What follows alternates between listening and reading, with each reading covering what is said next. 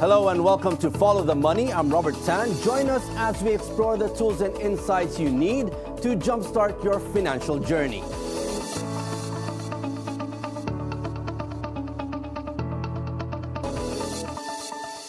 Today on Follow the Money, we're zooming in on the Filipino middle class. Are we growing stronger or quietly collapsing under pressure? From side hustles to skyrocketing debt, TikTok lifestyles to OFW remittances, we're unpacking the hard realities behind the middle class dream and whether it's still within reach. We'll break down the contradictions. Why do so many look like they're living the life while one emergency could wipe out everything? Is the gig economy building true financial freedom or just a new kind of instability? And are we as a nation dangerously lagging behind in financial literacy even as the way we earn and spend evolves? And joining us today is Dr. Alvin Ang, Professor of Economics at Ateneo de Manila University. He's been studying the Filipino middle class for years, and he's here to help us understand what's really going on behind the numbers. Good afternoon, Professor Alvin. Welcome to Follow the Money. Good afternoon, Robert, and to all the viewers. Thanks for joining us today. Professor, let's start with this. Now, how do you define the middle class today, and are we really growing or quietly collapsing under pressure? Well, if we go by the definition used by the Philippine Statistics Authority, you will find that actually there's some growth over the years. The challenge is that it is quite wide in that sense that there's a lot of population involved here. According to estimates, there'll be around 40% of the population will be considered middle class, but the range falls from lower middle class to upper middle class, means that you're actually talking about a wide range of income. So everybody basically above the poverty line that has like a stable job will be considered already like start or the lower rank of the middle class, and then upwards towards those earning more than 100,000 a month will be considered the upper middle class. Now, Professor, why does it seem like many Filipinos appear to be doing well with new phones, travel, TikToks, but are actually just one emergency away from going broke? Well, it's part of the development process wherein the middle class basically is like this. They really think of things that they need on a monthly basis kind of thinking, right? So they're building enough assets that basically just covers their need for the months. And that's the reason why they have this thinking that anyway, I have a stable job, I have a bit of a savings, so that can pull me through. So I can go for some of the things that allows me to enjoy a bit of the so-called the good life in that sense. How has it changed in the past years until today in terms of looking at the short term, as you mentioned, and looking at the long term? Mm-hmm. Well, of course, the impact of social media has been very strong, creating the I need that or I have to do that kind of thinking, so that people are able to like get or do things that they would want to do that they can actually do in the future. So the kind of thinking of I cannot delay this kind of gratification because people who I think are earning less or equal me can do it. So why not me doing it myself? So this kind of pressure coming from social media actually is also creating that kind of consumerism in that sense. Now, Professor, you mentioned that there has been actual growth in terms of the middle class, but do you think, are we stuck in what experts call a middle income trap, where you're earning more, but with no clear path to long-term wealth, as we mentioned? Well, the challenge with the middle income trap, as it seems, is that basically it's the mindset about assets. You know, if the middle class is not thinking about building assets for the long term, then you will be trapped in that sense, because basically you are just reaching what you need and meeting what satisfies you for the short term, then you're trapped because you're not expanding assets so that you're not able to break to the higher levels of income. And so if this cycle continues, then basically what is earned is just consumed. So no asset building happens.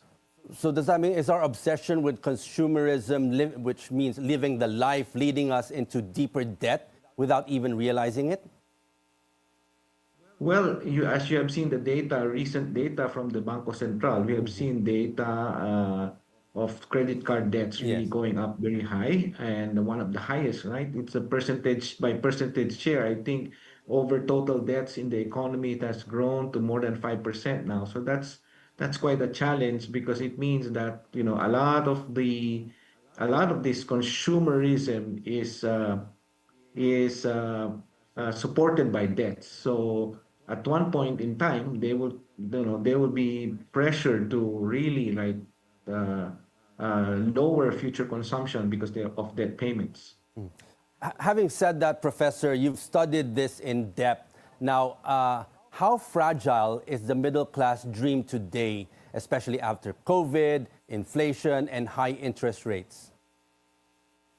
Well, I guess basically the fragility, as you can say it, is really more that it's being influenced towards more consumerism. I guess the work basically right now, and just like many of the incentives being created in the investment sphere, is that really to create that environment of mindset change toward asset building. It's not bad to enjoy, all these perks in life that is available, but at the same time, there has to be a thinking of building assets, solid assets that can be used for business, that can be used for future cash flows, and even retirement. Sad to say, very few Filipinos have really thought about retirement, and many are thinking only when they are almost there retiring. So the asset building does not start when you are 40. You start when you start earning, right? So part of it should be already being part for asset building. So most of the middle class, if they are in their 30s, 40s, they should have started to take on quality assets and not just assets that are used for the day. So most people will have just very basic asset dreams like having a small house, having a car, having all the appliances at home. Though this will make our life comfortable today, but they don't necessarily you know create asset that rises in value in the future. So does that mean, are you saying that there's still need a lot to be done in terms of providing financial literacy to Filipinos? Yes, essentially financial literacy, well, it's a life skill, no? It cannot be taught very easily in school. It is something that all of us needs. Once in a while, we have to like go back to the basics of having our own financial plan. Most of the middle class, they work in big companies that does annual budgeting exercises, planning exercises.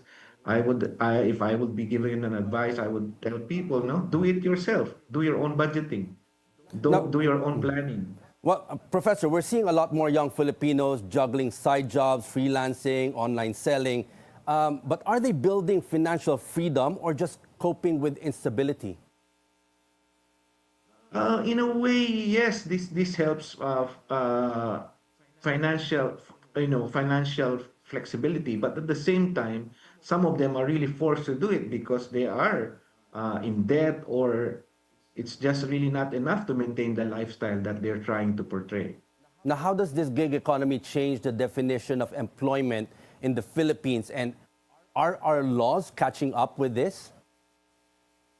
Well, we have passed, I think the government, a few years back, we have passed a law on the gig economy, that allows people to work from home, and even before the pandemic, this has been passed. I think the only challenge is that if you are a gig worker, you still need social protection. So those pension scheme, the health insurance, national health insurance, they should be paid, even if it's a gig economy or otherwise. It should be part of the payment that is given, even if that payment is done by the person himself or herself. So that should be part of the contract of a gig economic player. Professor, still much to discuss, but we're just getting warmed up. Follow the Money returns after a short break.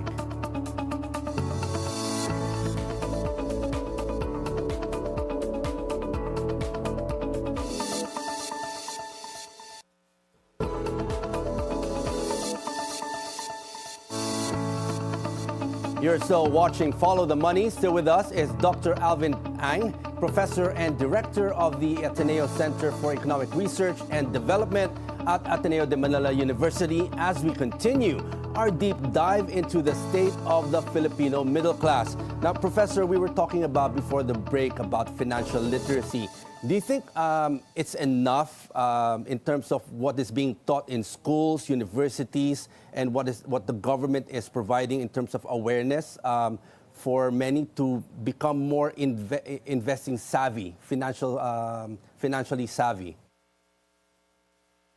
Well, I would say that it's not enough because, as we can see, people will really need more effort. This is not this financial literacy is not something that the books can teach us. It is something that is really a life skill. That means it has to be practiced every day, and a lot of effort, not just by government, but not just by schools, but it also requires family interaction. It also requires community interaction. If you are religious, it's the church interaction, whatever faith you have. All of this, there is an interplay among all of these actors in society that can help people develop their financial literacy. Now, Professor, as a professor teaching economics in your schools, your students, now, do you think there's great communication or lack thereof between schools, the business community, and the government in terms of what we should really teach our students so that they'll be equipped when they graduate? Well, I believe that the process has always been consultative. The schools always consult the industries and the government regulators on what should be part of the curriculum. And it's also very important that the academicians themselves, the academics, bring in a lot of the applications part into the theory that, of course, we teach. And so we cannot be just like theoreticians, but we also should be able to apply what we teach in daily settings and those that are needed by industry today. So there's both the upgrading of the teachers and also the link and conversations with the industries and government at the same time. Professor, do you see a gap here? Because you mentioned a while ago that a lot of the middle class right now look on the short term, spending more. We've seen data that people are in debt more today. What is lacking and what needs to be done to fix that? Well, it's not very easy to change behaviors based on what you are being influenced at on a day-to-day basis. So it's really, for me, it's really a personal evaluation all the time. Where am I in my financial goals? People really, just go by the day, go by the month. So you really have to think of long term in this sense, and that's not very easy because people really have to invest time on it. As much as they would like to earn all of these things today, there should be some sort of a forced understanding of some of the things that you earn today or the income that you earn today. Some of it really has to be forced aside, set aside for asset building and for future requirements. Do you think there should be a stricter curriculum in terms of financial literacy in schools, not only in universities but also in the lower tier schools? Yes, there are financial literacy courses, but as I said, there are if it's a theoretical exercise and students can really game it, but it's a skill. So I mean, if in any case possible, it has to be demonstrated not only in schools but also where the students are in their homes, in their everyday use of the so-called their baon, how to manage their baon, so on. Um, it's a lifelong process. So Still a lot to I do. mean, in my own basic economics course, I teach financial literacy. But I would believe that the students can get the idea, but they still have to practice it on their own. Now, Professor, let's look at the OFWs right now. The OFW remittances have long saved our economy, but are they also hiding the government's, let's say, failure to build real local opportunities for them? Well, it's a chicken and egg thing now because most people would like to work abroad, to migrate abroad and get income there because the opportunities of earning more is there. And let's face it, if you work abroad, you're tax free, right? So there's this opportunity for them to earn more. However, that does not take out the responsibility of the state to provide better opportunities for our people to work within the country. And what the OFW is doing is really for their family. They're not doing it for their country per se, but because of the volume, the number, it becomes a national. It creates a national impact, and so that's why that is a private decision versus the public requirement. So the disconnect there basically is that all the remittances that are being sent back to the Philippines are for private use. So the state really don't have a say on the money, but the money that is sent back here in foreign exchange helps us to do a lot of other things like pay our import bills, which is more than what we export. So what can be done really is to use the foreign exchange wisely, as we are trying to see, as we have been seeing the central bankers doing. Now, Professor, how can we help the OFWs more in terms of when they send money here, it just doesn't go to spending, but also investing? And how do we teach them?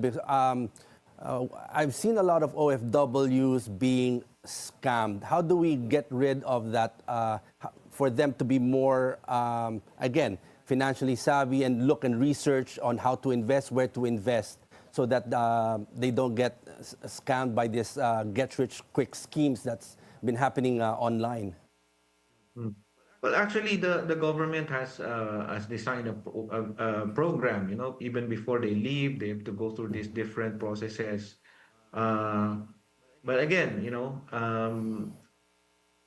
when they are already working abroad, they are all on their own, and the thing that we can really only tell them is that to warn them that these are things that you should avoid and be careful in any investment. You do due diligence, find out.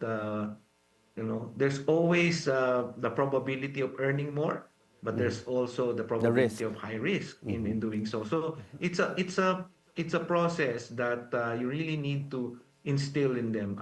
In the Ateneo, we have a program called the ALSE, which we teach OFWs, and it's all over the world now. So it's a program that helps OFWs learn financial literacy, entrepreneurship, at the same time ethical leadership. So if they graduate in that program, we have seen many of them establish their own business, prepare to go back and retire in the Philippines, or finish their contract and go back. So it's like empowering them. Yes. So OFWs are risk takers. On their own, they're already risk takers. They went out of the country to work. But then you just have to channel it correctly, that they take the right risk and manage their risk well. Yeah. Now, Professor, what happens to our economy if the OFW heavy markets suddenly dry up due to conflict, recession, or even AI replacing jobs abroad? Those are possibilities, but we have seen this play, for example, during the global financial crisis, during COVID. We have not really seen such a huge drop in remittances.